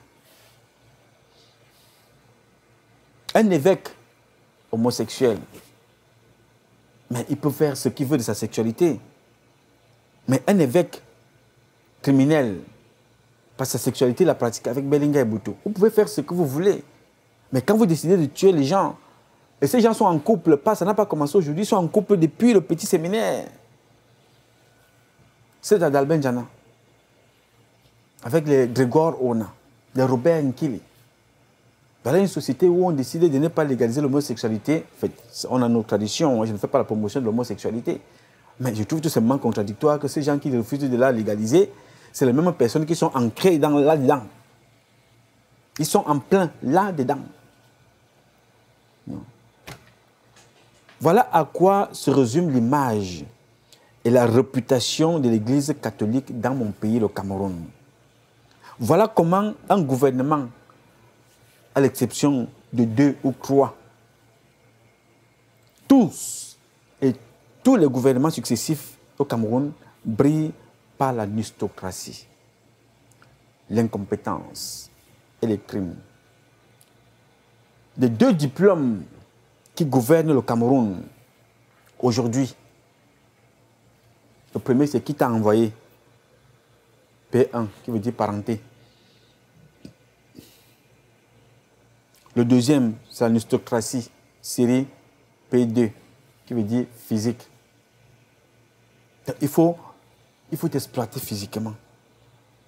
Et tout ça, Christian Tchoumi connaît tout ça. Qu'est-ce qu'il fait pour sensibiliser les jeunes? Je n'en sais trop rien. Qu'est-ce qu'il fait pour sensibiliser les jeunes au Cameroun en général? Je ne sais pas. Mais je sais ce qu'il fait pour demander à Paul Biya de partir parce qu'il est vieux. Ils sont tous ou presque en couple. Tous ces hommes de l'Église et tous les hommes politiques. Ils sont tous ou presque en couple avec des prêtres. Et les prêtres sont aussi en couple avec les femmes mariées au quartier, au Cameroun. Sans oublier les viols sur les adolescents et les adolescentes. Voilà le quotidien qu'on vit au Cameroun.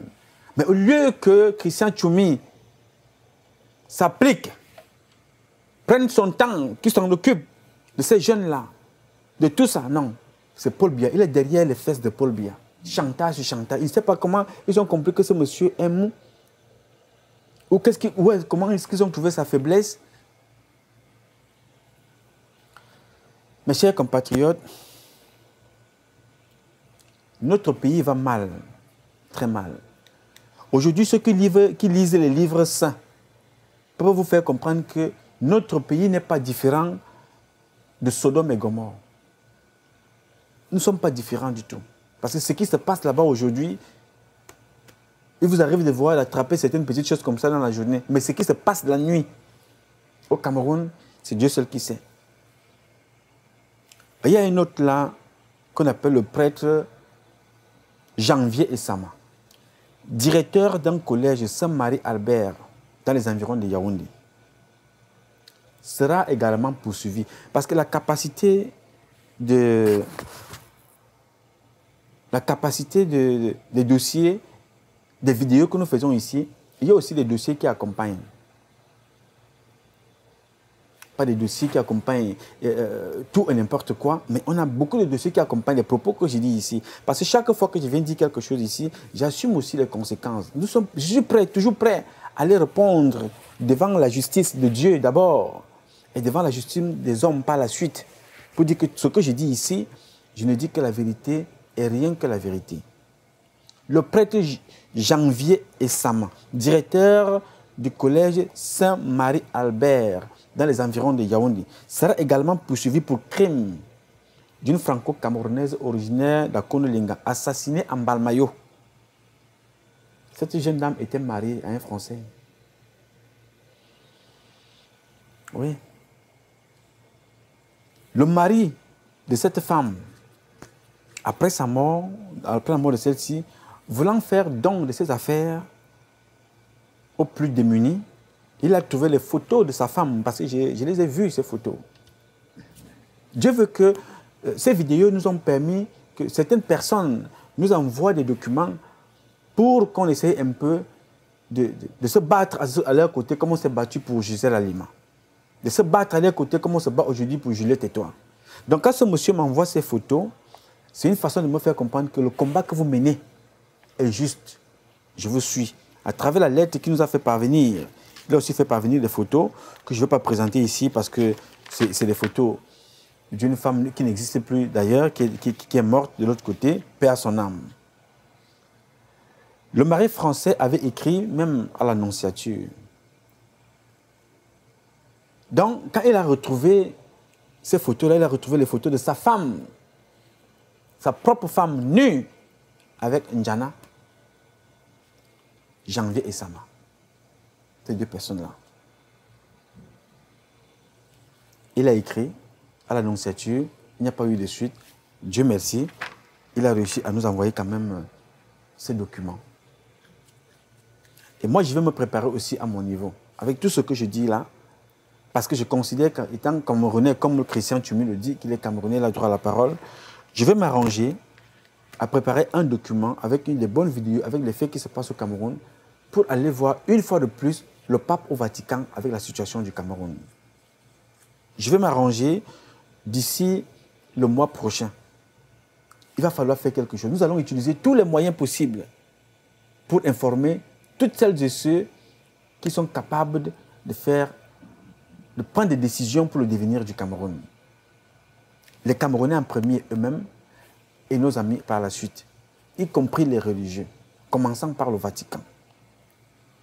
Nous avons également reçu le témoignage de la sœur canadienne Cécile, qui était là à cette époque, qui nous a fait un très bon témoignage avec des documents à l'appui. Non, ces gens sont capables de tout, sauf de donner une bonne image à l'Église catholique. Ils sont capables de tout faire, à l'exception de l'essentiel, celle de promouvoir l'image de l'Église catholique. Ils sont capables de tout et de toutes sortes de dérives et crimes en utilisant le nom de l'Église catholique pour commettre leurs forfaits, mais incapables d'entretenir les édifices. Pour ceux qui sont au Cameroun, si vous allez en Balmayo, allez voir en Balmayo, ils sont capables de toutes sortes de dérives et crimes en utilisant le nom de l'Église catholique pour commettre leurs forfaits, mais incapables d'entretenir les édifices. Ils commettent toutes sortes de choses. Ils vendent les terrains, ils hypothèquent, ils prennent l'argent, ils violent les femmes, ils épousent les femmes, ils font des enfants, ils achètent des maisons, des immeubles, ils ont même des immeubles à louer. Ils peuvent faire tout ça en utilisant le nom de l'Église catholique. Mais personne ne prend le soin d'entretenir les édifices. Les édifices de l'Église catholique, les gars. Personne ne prend le soin de le faire. Ceux qui sont au Cameroun, faites rapidement un petit tour en Balmayo. L'autre jour, on m'a dit que le maire de Balmayo a fermé la ville. Bon, si nos conseils ont apporté quelque chose qui ferme la ville, tant mieux. Mais je souhaiterais aussi qu'il fasse un effort de remettre à la disposition du Cameroun l'argent qu'il a conduit en prison. Les détournements qu'il a fait. Il ne faut pas seulement fermer la ville pour faire le nettoyage. Je salue déjà cette action, hein, parce qu'il ne faut jamais cracher n'importe comment. Salut, l'idée même de nettoyer la ville, c'est une bonne chose. Mais si tu veux te sauver, arrange-toi à remettre l'argent détourné qui t'a conduit en prison. Parce que c'est ça qui va vous suivre aussi. Donc, ceux qui sont au Cameroun, faites un petit tour en Balmayo. En Balmayo, la cathédrale Saint-Rosaire tombe en ruine. Personne ne fait rien, personne ne s'en occupe, personne ne rénove. Personne ne fait rien. Le presbytère tombe également en ruine. Personne ne s'en occupe. Y compris l'ancien évêché, construit par Monseigneur Etoga de regrettée mémoire, sans oublier le petit séminaire Saint-Paul. Personne ne fait rien. On ne rénove pas. Et quand on connaît que certains enfants de la République, bien connus, comme Atangana Mobare et bien d'autres, sont passés dans ces séminaires-là. Tout ça, le cardinal Christian Tchoumi le sait. Il en est informé. Et il en était informé. Et il est informé tous les jours de toutes ces dérives. Christian Tchoumi n'est pas n'importe qui. C'est le seul cardinal que le Cameroun n'a jamais eu jusqu'à ce jour. Le seul, mais qui ne pense qu'à lui, à ses intérêts personnels, à ses combats politiques. Il ne s'occupe pas de ce que les Camerounais veulent. Ça, c'est lui. Mais jamais il n'a interpellé ses confrères et l'Église catholique romaine au Cameroun pour restaurer la moralité chrétienne vendue au diable dans notre pays. La moralité chrétienne au Cameroun est comme ça. Vendue au diable. Et c'est ça, ça laisse donc libre cours à toutes sortes d'églises venir au Cameroun. Ma tante, Abo Blandine, est morte comme ça dans ces églises-là. Les églises qui naissent tous les jours, les églises réveillées. Quelqu'un se lève, quand il n'a pas d'argent, il dit que non, Dieu m'a illuminé la nuit, je commence à bénir les gens. On a demandé à ma tante, à Boblandine, paix à son âme, qu'elle repose là où elle est, que Dieu pose sa main droite sur elle, continue à la bénir. On lui demandait de mettre le sel dans son bas-ventre. Le sel qui brûle, le sel acide, c'est-à-dire le sel. On demande ça à un être humain de mettre régulièrement le sel dans son bas-ventre. Elle en est morte. Pourquoi? Parce que ceux qui ont pignon sur rue au Cameroun, comme l'Église catholique, ont laissé ce qu'ils doivent faire pour donner libre cours au commerce, à tout ce qui est contraire à l'Église catholique, et donne maintenant l'espace à n'importe quel illuminé de se dire pasteur, de se dire homme de Dieu, et ça crée le boxon que vous voyez au Cameroun. On viole les enfants, on viole les femmes mariées abandonnent leur foyer, comme on disait à Tabiéné, quand tout et n'importe quoi y passe, on les trouve partout, sauf dans l'essentiel. Personne ne fait rien. Et dans tout ça, on couvre tout au Cameroun. On fait n'importe quoi, on couvre. C'est là qu'il faut protéger le nom de l'Église catholique. Quand il y a quelque chose, on couvre. Mais on ne fait rien pour promouvoir le nom de l'Église catholique. Mais on couvre tout ce qui est négatif pour que l'Église catholique ne soit pas éclaboussée. L'Église catholique du Cameroun, ce n'est pas l'Église catholique, c'est un conglomérat de sorciers. Le Père François, le pape François au Vatican doit s'en occuper. Nous allons faire un voyage pour ça. Toujours dans la catégorie des exceptions, on trouve quelques-uns comme l'archevêque André Woking, de regretter mémoire, assassiné par empoisonnement. Alors, André Woking, c'est aussi une autre histoire. Assassiné par empoisonnement, Paul Biya, informé de la situation par Hubert Noah, père son âme lui aussi, il est mort, a fait évacuer rapidement l'archevêque André Woking. Malheureusement, ce dernier ne survivra pas, malgré l'avion médicalisé affrété par Paul Barthélemy Biya-Bienvenue. Là aussi, vous savez, je veux être contre Biya-Bienvenue tout le temps. Mais je veux reconnaître que les gens qui nous font comprendre que Paul Biya est mauvais ont poussé Paul Biya à le devenir. Ils ont mis une chape de plomb, l'encadrer comme ça. L'Église catholique, les civils, les ministres, les femmes, ils sont comme ça avec Paul Biya. Donc nous ici, de l'autre côté, là, le bas peuple, là, vous pouvez mourir. On lui dit qu'on a créé des choses. Non. Paul Biya passe son temps. Là aussi, personne n'en parle. En bien. Personne n'en parle des bienfaits de Paul Biya. Là. Il a encore, c'était on voulait utiliser même cette mort pour s'attaquer à Paul Biya. Opposer nos compatriotes de l'Ouest et ceux du centre.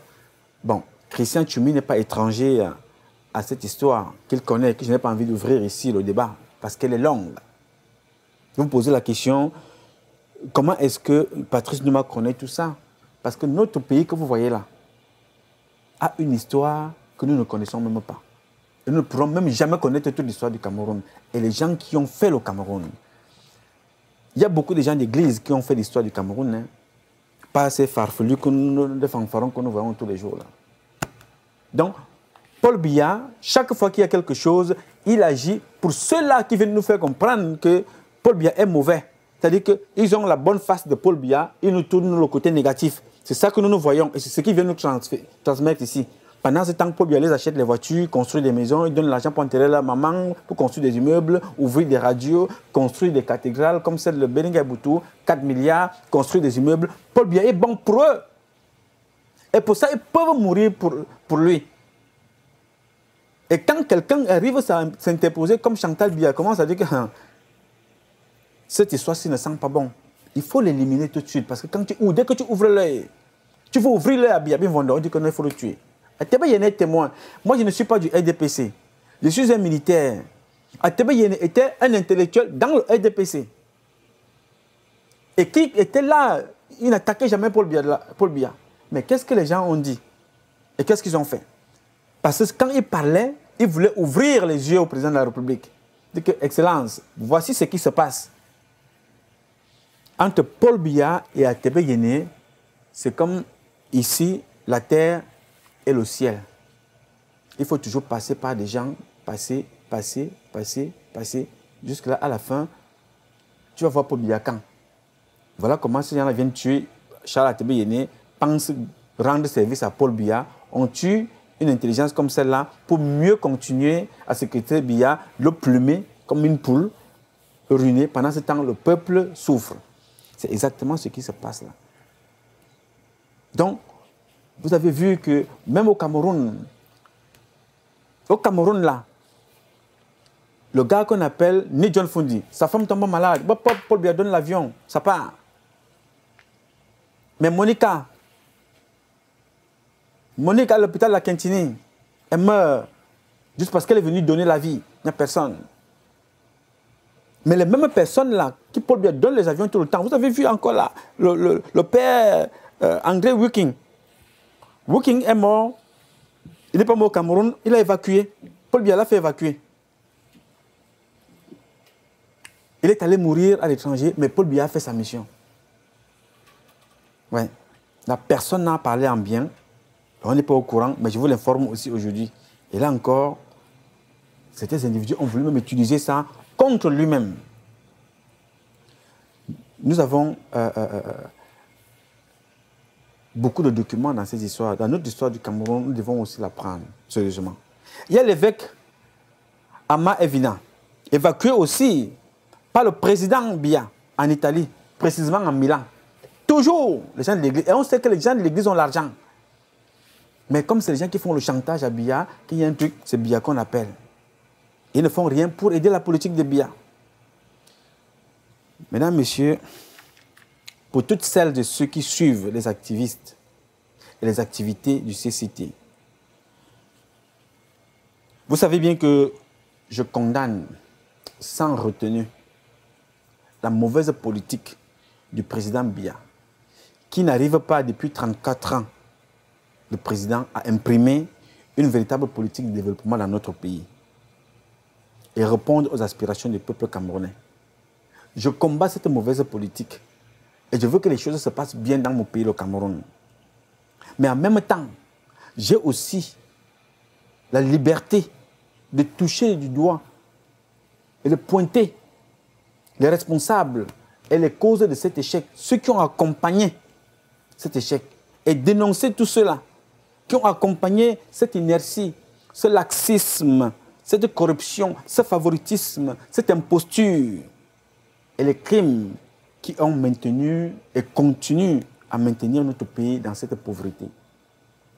Paul Biya fait mal, je viens ici, je vous le dis. Paul Biya est victime de cancre, je viens aussi, je le dis, avec les preuves à l'appui. Surtout que quand eux-mêmes aussi m'aident à donner des preuves. Celui qui me trouvera un jour un document officiel, là où Christian Tchoumi a fait un document officiel montrant, en répertoriant tout ce que Paul Biya lui a donné, là, il y a 5 ans ou 10 ans en arrière, quand il recevait ça, il venait aussi publiquement, vous le dit, venez me donner ce document-là. Je venais de faire une vidéo pour dire que non, il y en avait. Parce que ces gens-là sont dangereux, sont des hypocrites. Ils sont des hypocrites, monsieur. Mais l'Église catholique romaine a aussi connu dans son sein des dignes fils qui ont accepté porter haut l'épiscopat camerounais. Ils étaient de bonne moralité, à chacun de juger. Mais leur passage sur la terre a quand même permis de comprendre que dans l'Église catholique du Cameroun, il y a quand même ces gens sur lesquels on peut se référer. Je vous ai parlé d'André Woking. Je vous ai parlé de Monseigneur Plumet. Je vous ai parlé de l'ancien évêque de Berthois, Van Hegen, l'archevêque Jean Zoua, Ama Evina, sans oublier Etora Paul, premier évêque camerounais. Tous, de regretter mémoire, sont tous morts. Je souhaite un jour que, si le Père Christian, ce n'est pas moi qui le bénis, ce n'est pas moi, je demande tout simplement que s'il peut rectifier sa façon de fonctionner, il faut que nous gardions une bonne image jusqu'à ce qu'on découvre cette nouvelle face qui a toujours été, mais qu'on découvre aujourd'hui. S'il peut remédier, vraiment, je suis prêt à contribuer. Je ne suis pas seulement là pour la critique, pour pointer du doigt. Je suis aussi prêt à apporter la contribution. Tous ceux qui ont un aura doivent utiliser cette aura-là pour le développement de notre pays. Tous ceux qui ont un nom sportif, artiste, politique ou religieux doivent l'utiliser pour qu'ensemble nous développons notre pays. N'attendons pas seulement tous les autres. Pas du tout. Alors, cette culture du crime organisé et institutionnalisé au Cameroun nous fait perdre le sens et la responsabilité, le respect de la vie humaine. À l'exemple de l'assassinat des sœurs de Notre-Dame du Sacré-Cœur du Soudan, de la paroisse de Djoum. Les sœurs de l'église sont mortes là-bas. Le Christian Tchoumi peut-il nous dire où en est l'enquête? Parce que quand quelqu'un il y a mort d'homme quelque part, l'enquête n'est jamais fermée. Ça peut durer 1000 ans. On doit chercher à comprendre pourquoi ces gens sont morts. Même si les gouvernements ont participé, même si il y a une complicité, on doit toujours chercher pour que cette responsabilité-là sorte un jour, qu'on sache, on comprenne pourquoi. Mais le cardinal Tchoumi n'a rien fait, rien, jusqu'à ce jour. Peut-il nous dire où est l'enquête? Non. En sa qualité de cardinal. Parce que rien n'exclut que ce monsieur devienne pape un jour. Mais il doit donc faire comme le pape François, quand il rentre là-bas de l'autre côté chez lui, même les souris, tout le monde sort. Parce qu'on est fier. On aimerait être fier. Je n'ai rien contre le père Christian Tchoumi. Caroline et Toga. Ce nom-là, certaines personnes de l'Église catholique savent que c'est l'enfant d'un ponte de l'Église catholique. Cette fille-là qui est morte chez N'Djana, elle était secrétaire d'Albin N'Djana. Et c'est l'enfant d'un cadre ponte de l'Église catholique. Pas un petit, hein, un grand. Morte juste parce qu'elle est allée témoigner contre Adalbin N'Djana.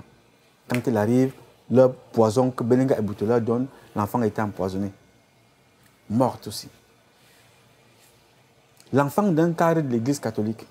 Pas une petite personne. Mais la vérité, on va vous la donner un jour. Aujourd'hui, là, j'essaie de rester sommaire. Mais le cardinal et l'ensemble des évêques sont restés muets, protégeant leur gombo chez Belinga et Boutou, le seul homme politique bon du régime Biya, d'après son biographe Christian Tchoumi. Même le nonce, le monstre apostolique, le représentant du Saint-Siège au Cameroun, couvre aussi l'église de la Guinée équatoriale. Mais il ne se permet pas les mêmes écarts qu'il faut au Cameroun. Il ne se les permet pas en Guinée équatoriale chez Obiangema. Le nonce connaît que Belinga Boutou est polygame. Le nonce quitte, il va donner, célébrer les communions dans les maisons des gens. C'est-à-dire que la mendicité de l'Église catholique les amène à devenir tout et n'importe quoi au Cameroun. Le nonce apostolique. Les vraies choses qu'il faut relayer, qu'il faut révéler, qu'il faut informer. La jeunesse. Aujourd'hui, l'Église catholique perd du terrain partout. Mais les pontes sont là dans des partouzes, dans des abus, dans les mariages, dans des viols des enfants. Pendant que le père, le pape François fait des efforts de l'autre côté, au Cameroun, on détruit ces efforts. On détruit. Franchement, ces gens savent que Belinga Boutou est un polygame notoire. C'est pour ça que, comme il est polygame notoire, et il leur donne de l'argent pour pouvoir se taire, pour se taire et ne pas raconter, c'est pour ça que chacun se permet tout et n'importe quoi. Cela n'a pas l'air de déranger Christian Tchoumi et l'ensemble de l'épiscopat camerounais. Voilà des gens qui empêchent donc le pape François de faire sereinement son travail. Pendant qu'il veut reformer l'Église catholique, d'autres viennent après lui pour casser. Pendant que le pape François multiplie les efforts pour assainir l'Église catholique, d'autres multiplient les efforts pour l'en empêcher. Pas pour penser, parce que nous avons besoin de penser pour redonner une nouvelle vision à l'Église catholique. Ceux qui sont des religieux, des chrétiens, ceux qui croient à l'Église catholique, ceux qui croient qu'ils ont grandi avec l'Église catholique, doivent penser. Alors pour cela, il est temps que chacun prenne ses responsabilités, les gars. Si nous avons été déçus par les politiques, nous avons été déçus par les militaires, certains, pas tous, nous avons été déçus par des religieux, il est temps qu'on se ressaisisse et qu'on se pose la bonne question. C'est pour ça que je vous dis ici tous les jours, les gars, je n'ai pas besoin de vous ici pour qu'on parle éternellement. Je n'ai pas besoin de vous pour qu'on s'insulte. J'ai besoin de vous pour l'action. Parce que même l'action, c'est en faisant. La communication aussi, c'est dans l'action. Donc ne restons pas là à attendre que quelqu'un, les autres viennent faire pour nous. Nous devons faire pour nous-mêmes, pour changer notre pays. Pour apporter notre contribution. Dans tous les domaines. Dans tous les domaines, vous avez vu Ludovic. Il parlait. Lucien Agna, il parlait. Ils apportaient leur contribution. Les gars. Maintenant, c'est le temps. It's time for action. Le temps, c'est... Il faut être en mouvement. Il faut faire quelque chose. Je voulais finir ce propos en vous faisant comprendre que il y a un phénomène qui sévit aujourd'hui dont je vais vous inviter à ne pas tomber sur ce panneau. Vous, les membres du CCT, évitez de tomber sur le panneau de la critique et des insultes sur Internet. Ce n'est pas ça notre mission. Vous savez, quand quelqu'un n'a plus d'arguments, la première des choses, c'est vous insulter. Une personne réfléchie et raisonnable n'a pas besoin d'insulter. Je vais vous dire quelque chose avant de conclure cette émission. C'est que moi, quand je suis venu, quand je partais en France, je suis allé sans... Moi, je n'ai pas de papier. Le jour où j'ai décidé de partir en France, je me suis levé comme ça un matin. Je suis allé à l'aéroport. On m'a demandé, vous allez où? J'ai dit, je vais en France. Vous avez un passeport, un papier? J'ai dit, non, je m'en vais. On m'a mis dans l'avion, je suis allé en France. Je suis resté en France autant d'années que je pouvais, où je voulais. Un jour, je me suis levé, je suis allé à l'aéroport. Il dit, je m'en vais aux États-Unis. Vous allez où? J'ai dit, je vais aux États-Unis. Pourquoi faire? Pour aller aux États-Unis, je vais aller vivre, je vais aller voir comment ça se passe là-bas. Vous avez les papiers? J'ai dit non. Je n'ai pas de papiers. On m'a mis dans l'avion, je suis venu ici. Et j'y suis encore.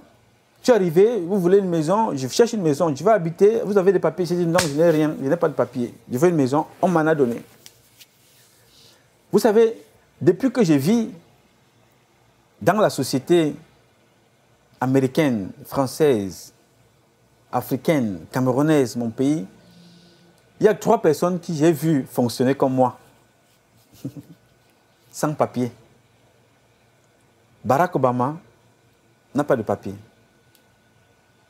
Oui, Barack Obama n'a pas de papier. Mais il a géré l'Amérique pendant 8 ans.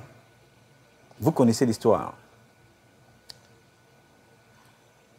L'une des personnes qui est plus grande que Barack Obama et que moi, parce que moi je suis le petit qui vient en dernier, s'appelle Jésus. Jésus, c'est le plus grand marcheur piéton que vous n'avez jamais imaginé. Jésus n'avait jamais porté de costume, il n'avait pas de Mercedes, il n'avait pas de voiture. Jésus était un piéton, il n'avait jamais porté de jeans, ni de chemise, il avait toujours les sarions qu'il portait là. Il n'avait pas de papier. Il a laissé une histoire. Il n'allait pas voir des marabouts. Il avait la prière, les mains qui posaient et l'eau. Il avait ça qui fonctionnait. Parce que l'eau, c'est la vie. Je ne veux pas me comparer à ces 2 grandes personnalités que je viens de vous dire là. La première, c'est Jésus. pour les chrétiens. Il y a aussi chez les musulmans, Mohamed n'avait pas de papier. La deuxième ici, que je connais personnellement, qui n'a pas de papier, ça a fait le débat ici, même pour trouver son acte de naissance. Vous connaissez. Mais qu'est-ce qu'il avait comme mission? Donner la sécurité sociale, la couverture médicale aux Américains. Créer 11 millions d'emplois. Et ça, il y a 2 ans encore. Après, jusqu'aujourd'hui, je ne sais pas, peut-être c'est arrivé à je ne sais pas combien de millions d'emplois qu'il a créés. Il a fait sa mission et il est en train de partir. Je vous invite à faire pareil. Faites votre travail. Si nous passons notre temps, et si vous passez votre temps à discuter avec des gens qui ne vous apportent rien, qui veulent paraître au lieu d'être, vous allez faire leur jeu à eux. Ils vont vous perdre le temps. Il y a certains qui viennent parfois sur ma page, sachant automatiquement que je ne vous demande pas d'épouser l'idéologie ou bien d'être d'accord avec Patrice Noma. Mais si tu commentes sur ma page, sois respectueux de celui qui a commenté avant. Pas d'insulte. Si tu vas insulter, tu as ta page, tu insultes là-bas. Si tu viens insulter sur ma page, moi je te vire. C'est là où j'ai encore le pouvoir de décider ce que je veux. Ce n'est pas la CATV. Je te vire. Parce que nous devons apprendre à nous éduquer nous-mêmes. Ne faisons pas comme les autres. Donc, je voulais attirer votre attention là-dessus pour vous faire comprendre que les 3 personnes que je viens de vous citer, là, je suis la 3e. Le seul Camerounais sur cette terre qui traverse des frontières. Tout récemment, j'étais au Mexique. Je suis arrivé à la frontière, j'ai dit, bon, vous allez où, monsieur Nouma? Il dit, non, je vais au Mexique, monsieur.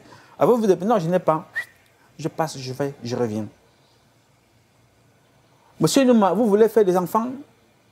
Je demande à Dieu que, bon, non, faites des enfants. Tu as des papiers? Je dis, non, Dieu me donne les enfants. Ceux qui en ont, ce n'est pas une insulte. Il y a beaucoup qui sont stériles. Ce n'est pas une insulte, hein. C'est pour vous dire que ne soyons grands dans notre tête, les enfants. Soyons grands dans nos têtes, mes chers compatriotes. Mon pays a les plus belles femmes que le monde n'ait jamais connues. Mon pays a les plus grands intellectuels, des belles personnes, des jolis garçons. Soyez ce que vous êtes. Ne descendez pas plus bas. Aimez-vous comme vous êtes. Ne cherchez pas à ressembler à X. Ne soyons pas des parvenus. Le seul endroit où je suis fier de marcher est tel hôte. C'est dans mon pays, aller au champ. Même quand on te demande, on va te demander un papier, c'est une maman qui te connaît au quartier qui va dire, mais comment? Ça, c'est mon fils du quartier. Pourtant, cette maman-là, elle est de l'ouest. Tu es du centre. Quand quelqu'un t'attaque quelque part, dit que non, ça, c'est mon fils. Ici, vous vous levez comme des parvenus. Tu sais qui je suis, tu sais ce que j'ai été, tu sais ici, je suis américain, je suis français, je suis canadien, je suis... Vraiment, pardon, vraiment, aidez-nous. Ce passeport-là, américain, il nous aide tout simplement à prendre le train, à voyager. Il ne t'apporte aucun avantage au Cameroun, même pas ici. Le passeport français, pareil. Mais le seul passeport que nous avons, le seul qui va relayer notre vie, c'est les enfants que nous avons mis au monde. Et c'est l'éducation que nous leur donnons. Paul Biya avait demandé un jour, si je ne me trompe pas la phrase exacte, qui avait dit « Quel Cameroun allons-nous laisser à nos enfants ?» Non, c'est « Quels enfants allons-nous laisser à notre pays ?» C'est notre façon de penser, de voir des choses. Aujourd'hui, toi, le Camerounais qui est américain ici, l'Américain blanc a plus de pouvoir dans ton pays que toi. Et le Français, pareil. Mais tu es Français. Dans ton pays, la France, tu n'as rien. Le seul endroit où tu n'as pas le droit d'être chassé, et c'est là-bas que tu seras étranger bientôt dans très peu de temps, c'est le Cameroun. Donc, aux membres du CCT, je vous en prie, si vous me considérez comme votre leader, tenez ce que je vous dis et prenez ça au sérieux. Ne faisons pas comme les autres. Vous allez voir beaucoup de nos compatriotes activistes qui ont dérivé complètement. Tout récemment, il y a certains dont les noms vont sortir d'un moment à l'autre qui sont allés demander l'argent à Belinga et Boutou.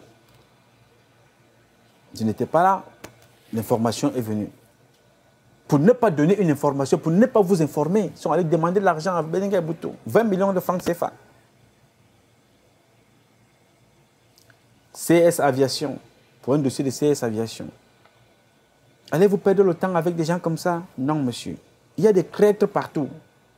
Gardez le cap.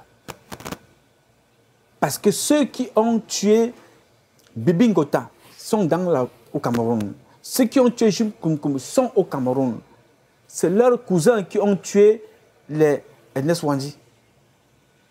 Il y a des traîtres partout. Soyez vigilants. Je rappelle encore que ceux qui ont fait l'indépendance au Cameroun sont tous morts. Ceux qui sont là aujourd'hui, c'est ceux qui ne voulaient pas l'indépendance. Faites gaffe. Alors, je vais m'arrêter là. Je vais m'adresser une fois de plus à vous en vous disant, mes chers compatriotes, ce combat est un combat de tous et de chacun. Je n'ai après personne, j'ai après les faits. Changeons. Changeons tout simplement. Changeons. Si le père Christian Tchoumi qui m'entend et qui m'écoute, je serai toujours disponible. Apportez mon concours. Comme vous tous, comme nous tous, nous voulons être utiles à notre pays. Mais pour que certaines choses changent, gardons la bonne image des nôtres. Donc, ce combat est un combat de tous et de chacun, chers compatriotes, pour un intérêt commun. C'est avec la bénédiction du Tout-Puissant, Maître de l'Univers, la volonté des Camerounaises et des Camerounais que vous êtes et amis du Cameroun, que nous vaincrons. En attendant, le combat continue. J'ai dit. Au revoir.